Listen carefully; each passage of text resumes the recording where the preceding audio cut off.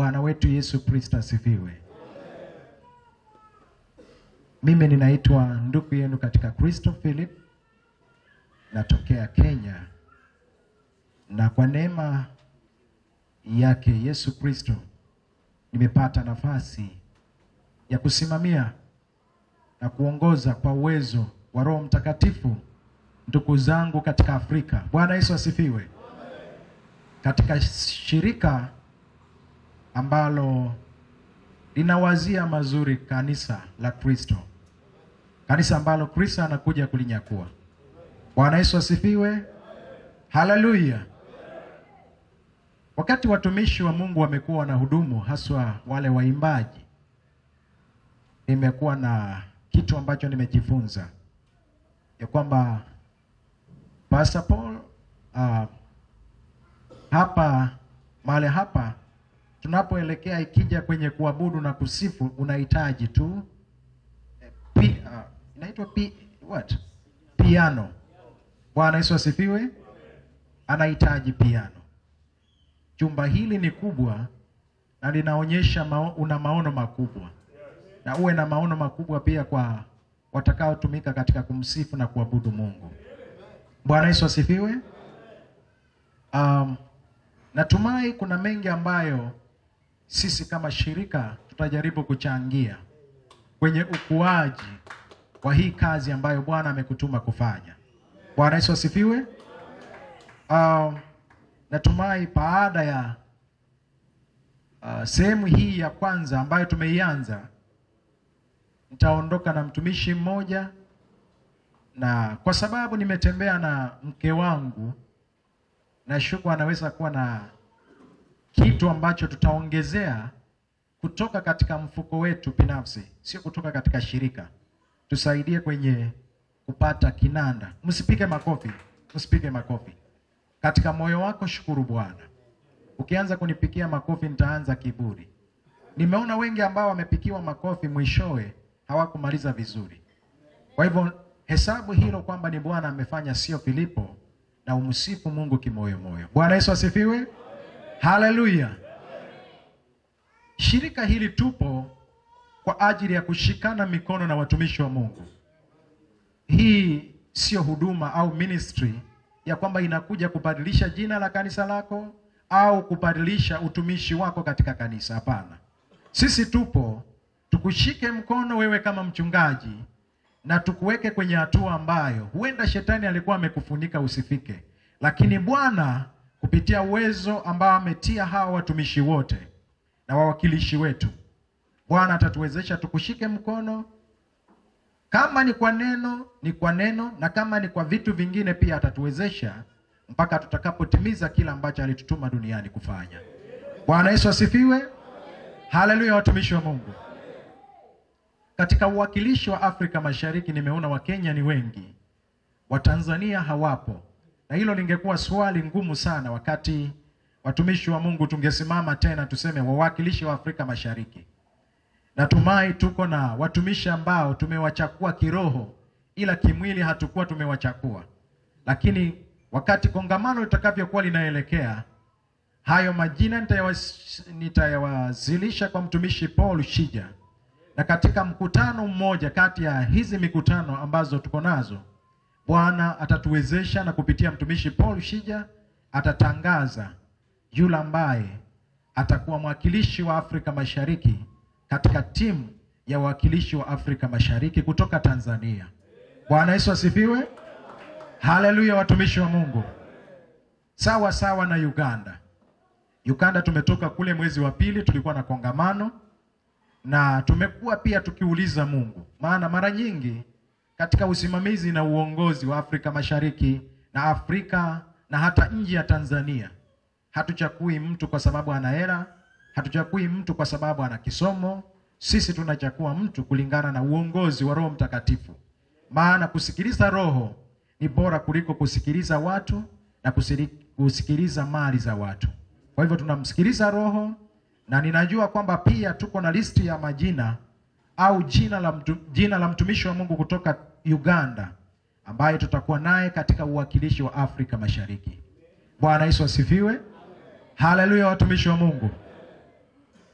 ni Afrika Mashariki, kwa sababu tuko na Afrika ya Kati na uongozi wao, tuko na Afrika Kusini na uongozi wao, na tuko pia na Afrika Magharibi, Afrika Magharibi au magharibi mwa Afrika, ambapo pia tuna kiongozi wetu anaitwa mtumishi David Ousu. Bwana Yesu asifiwe. Siwezi kosa kumtaja mtumishi wa Mungu, anatoka Ghana, na pamoja tuliposhikana mikono, Afrika inaendelea kuinuliwa. Bwana Yesu asifiwe. Haleluya, watumishi wa Mungu. Sasa kujituma. Angalia vile mtumishi Paul Shija amejituma. Haleluya. Bwana wetu Yesu Kristo asifiwe. Na mara nyingi sisi tumejifunza, Bwana ametufundisha ya kwamba hatutegemei makao makuu ya ministry zetu. Tunategemea Kristo atupee vitu. Bwana Yesu asifiwe. Makao makuu yapo. Labda Mungu anawatumia hao viongozi wetu ili kutuelekeza, lakini kuna mengi ambayo tunategemea Roho Mtakatifu kutuongoza kuliko tunavyotegemea wao. Na ndio maana mnaona hatua kubwa zimepigwa. Watumishi wa Mungu wametenda kazi kubwa. Bwana Yesu asifiwe. Kupitia njia hii nina ushuhuda ambao saa zingine unafurahisha Mungu ila unahuzunisha dunia. Mtumishi wa Mungu kama Adam Kanyabari sasa hivi yupo katika changamoto. Kwa nini? Kwa sababu ya kuhubiri injili ya Kristo, injili ya kweli. Ukianza kuzungumza ukweli, nimegundua kwamba marafiki wanapungua na maadui wanakuwa wengi, kama ilivyokuwa kwa maisha ya Yesu Kristo. Na ndivyo Kristo alivyotushauri tuishi, ya kwamba kwa jina langu mtafanyiwa nini? Mtachukiwa. Bwana Yesu asifiwe. Leo hii tungesema ya kwamba mahali hapa watu waje, sijui wakanyage mafuta, wafanyiwe nini, kuna ibada ya kufanyiwa nini, tungejaa mpaka tungeomba mtumishi Paul apanue hii sehemu. Bwana Yesu asifiwe. Njia nyembamba, watumishi wa Mungu wanaoitembea au wanaotembelea kwenye njia hiyo ni wachache. Lakini na washukuru watumishi wa Mungu ambao kama mtumishi Adam Kanyabari wamesimama na wapo tayari kufa kwa ajili ya Kristo. Na wewe pia tukitoka hapa, mtumishi, kuwa tayari, maana kazi ya shetani inaonekana wazi sasa hivi. Kama hujaiona, upo karibu kuiona. Ninasema hivyo kumaanisha kama chombo chako kipo ziwani au baharini, kama hakijafamiwa na adui, kuwa tayari kufamiwa na adui. Bwana Yesu asifiwe. Haleluya, watumishi wa Mungu. Sisemi hivyo kukutisha, lakini ili ukitaka kujua kwamba umesimama katika njia ya kweli, lazima hata yule uliyemwamini akusaliti au akufanyie kitu usichokitarajia. Bwana wetu Yesu Kristo asifiwe. Haleluya, watumishi wa Mungu. Swali langu ni hili: mwenye dhambi akiomba Mungu ampe chakula, atampa? Atampa? Hapana. Akiomba hela, Mungu atampa? Kwa hivyo kusema hapana inamaanisha kwamba tunasimama wote katika kuelewana au tuna agree wote ya kwamba Bwana hahusiani na mwenye dhambi. Kuna kitu kimoja ambacho mwenye dhambi anaweza akaomba Mungu akampa. Tunaelewana? Kuna kitu hiki kimoja ambacho mwenye dhambi akiomba Mungu anampa. Kitu hicho ni nini? Wokovu. Bwana Yesu asifiwe. Na ndio maana sisi hatufundishi vitu vya dunia hii. Tunafundisha kitu kimoja ambacho ndilo lilikuwa hitaji ya dunia nzima, na Bwana akaona kwamba hitaji hili nisipowapa hawa, kumbe kuna mahali mwenye dhambi anaweza akasikilizwa na Mungu. Haleluya, watumishi wa Mungu. Ukweli?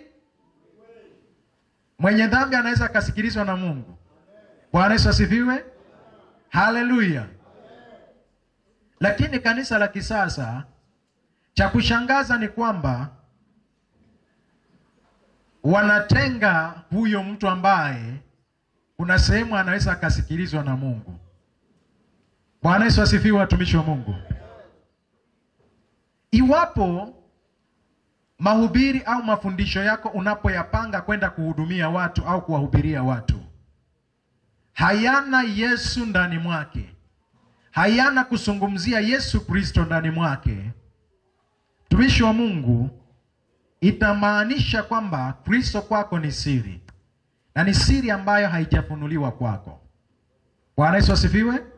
Nimeona waandishi wakitengeneza vitabu, wengine wakitengeneza mafundisho kwa ajili ya kanisa haswa Jumapili. Lakini nimeona wengine wakizungumzia ndoa na wanapea watu experience. Wanapea wanandoa experience ya kuishi katika ndoa. Lakini ndoa hizo bado hazina maneno. Sisi sinalainika mkiwapa au?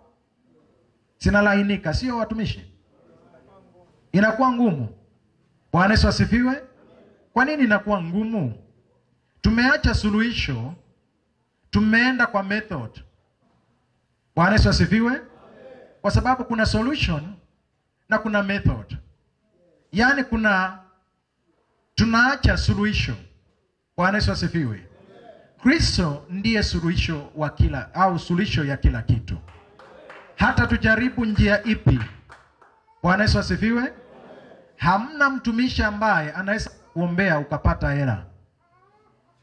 Hamna. Bwana Yesu asifiwe. Ukilala kwenye nyumba na mtumishi kwenye TV anaamuru pesa zikufikie, ukiwa kitandani unalala, pesa zinakuja. Haleluya. Bwana Yesu asifiwe. Suluhisho la pesa ni kwenda kusitafuta. Bwana Yesu asifiwe. Na pesa unaweza ukatafuta mara mbili. Unaweza ukaiba, unaweza pia ukafanya kazi kwa uadilifu ukapewa. Si hapo pia utakuwa umefuna pesa. Bwana Yesu asifiwe. Lakini sisi tunafundisha mtumishi wa Mungu kabla hajatoka kwenda kutafuta hizo hela awe na Kristo ndani mwake. Ukiwa na Kristo hutaiba, ndio uitwe mwenye pesa. Utafanya kazi kwa uadilifu, ndio uitwe mwenye pesa. Bwana Yesu asifiwe. Kwa hivyo sisi watumishi ambao Roho wa Mungu anatutumia, tunakupa the first solution ambayo ni suluhisho ya mambo yote yanayokuhusu. Bwana Yesu asifiwe. Hatukupei suluhisho moja ili uwe na hitaji lingine kesho. Hatukupei hitaji moja ili kesho tena urudi na hitaji lingine. Tunakupa package au kitu kilicho na vitu vyote. Bwana Yesu asifiwe. Tunakupa kitu ambacho ndani mwake vinapatikana vitu vyote. Ndani mwa kitu gani vinapatikana vitu vyote? Ndani ya Yesu. Bwana Yesu asifiwe. Na ndio maana sisi tunafaa tujifunie kumjua Kristo. Kwa nini? Kwa sababu kuna dini hapa duniani, wasimamishi na waanzilishi wao walikufa na wakufufuka. Sisi tunaye mmoja ambaye alikufa na leo hii tunapozungumza yupo hai, na kwa sababu jina lake anaitwa Emanueli, tupo naye hapa. Bwana Yesu asifiwe. Ukitaka kujua kwamba tupo naye hapa, lete mgonjwa. Kuna watumishi hapa wakiweka mikono yao juu ya huyo mgonjwa, atasimama na awe hai, awe mzima tena. Lakini kuna dini zingine ukipeleka kule mgonjwa na wao pia wanakurifaa. Wanakuambia haya hatuyawezi. Bwana Yesu asifiwe. Lakini tunasoma maandiko yanatuambia hakuna lisilowezekana na nani? Na Bwana wetu. Bwana Yesu asifiwe. Na hakutupea vitu kama chupa au nini. Alisema kwa jina langu. Yaani kwa kulitamka tu suluhisho limepatikana. Bwana Yesu asifiwe. Mimi nahurumia wale ambao wanatembea na machupa na vyombo visivyo na uhai. Maana mwenyewe yuko hai na amesema kila yeyote atakayeliitia jina langu atafanya nini? Ataokoka. Bwana Yesu asifiwe. Ndio maana kwake hatuongezi chochote wala hatuondoi chochote. Ndani mwake kuna kila kitu. Vitu vya rohoni na pia vitu vya mwili. Bwana wetu Yesu Kristo asifiwe. Haleluya, watumishi wa Mungu. Tunazungumza kuhusu Kristo Yesu. Kama mwenye dhambi kuna sehemu anayoweza kuzungumza na Mungu. Ni sehemu tu ambayo Biblia inatuambia katika Mambo ya Nyakati wa Pili 7:14 ya kwamba ni hapo tu atakaponyenyekea. Bwana Yesu asifiwe. Sasa ni wakati wa kuanza kuzungumza na Bwana. Ni wakati wa kuanza kumtafuta Mungu. Tumetafuta vitu vya dunia hii, nadhani tunafaa sasa tufike point ya kusema Bwana, nimetafuta na sijapata. Ninataka nitafute kinachopatikana. Haleluya. Biblia inatushauri kipi ambacho ukikitafuta sasa hivi kinapatikana. Hata tukiwa hapa ukianza tu kukitafuta kinapatikana. Kipi? Ukiwa pale soma Isaya 55:2. Uone kipi ambacho kinapatikana sasa. Hela inaweza kosa kupatikana sasa. Chakula unaweza ukakitafuta ukakosa, lakini kuna kitu ambacho Biblia inatushauri kwamba tukianza kukitafuta kinapatikana. Soma andiko, mtumishi wa Mungu, ukiwa umepata. Soma mtumishi. Kwani kutoa fedha kwa ajili ya kitu ambacho si chakula. Bwana Yesu asifiwe. Hapa tunapewa onyo. Naomba uruke mstari wa 6 ili tuendelee, tusimalize wakati. Tafuteni Bwana maadamu anapatikana. Sasa Biblia imetukeuza kwamba tumetafuta vitu lakini hatujapata. Nani amewahi tafuta hakupata vitu vya vyote? Kuna yeyote ambaye amewahi tafuta kitu na hakupata? Mimi nimewahi. Lakini kipi ambacho Biblia inatuambia kwamba kinapatikana? Bwana anafanya nini? Imagine kutafuta kitu kisichopatikana. Mimi kuanzia leo ninaanza kutafuta kitu ambacho Biblia imenishauri kwamba kinafanya nini? Kinapatikana. Bwana Yesu asifiwe. Mchungaji, wewe unatafuta nini kila siku? Na ninashuku kila ambacho unakitafuta kama sio Bwana hakipatikanaki. Bwana Yesu asifiwe. Na ndio maana nikianza kutafuta mfukoni, kama maisha yako yote umeishi kutafuta hela, nikianza kutafuta mfukoni mwako sitapata hela. Nitapata sitapata? Sitapata. Bwana Yesu asifiwe. Sasa tunaanza leo hii tunakeuza utafutaji. Tunaambiwa katika Kiswahili kwamba atafutaye afanye nini? Na akichoka amefanya nini? Sasa leo hii tumetafuta sana hatujapata, lakini tumepata kitu ambacho kipo na sisi, na kwa mwito tu mara moja kinapatikana. Bwana wetu Yesu Kristo asifiwe. Kwa hivyo leo tunaanza kutafuta nini? Tunaanza kutafuta nini? Sasa angalia. Huyu ni Isaya 55:6. Unabii unatolewa. Unabii huu unathibitika katika Mathayo 33:6. Tuangalie hapo tunashauriwa tuanze nini. Bwana wetu Yesu Kristo asifiwe. Haleluya. Utafutaji umebadilika. Mwambie jirani yako utafutaji umebadilika. Hebu muulize, kwani umekuwa unatafuta nini? Na umekipata? Amekipata? Amesema amekipata? Hamna. Sasa leo hii tunaanza utafutaji mpya.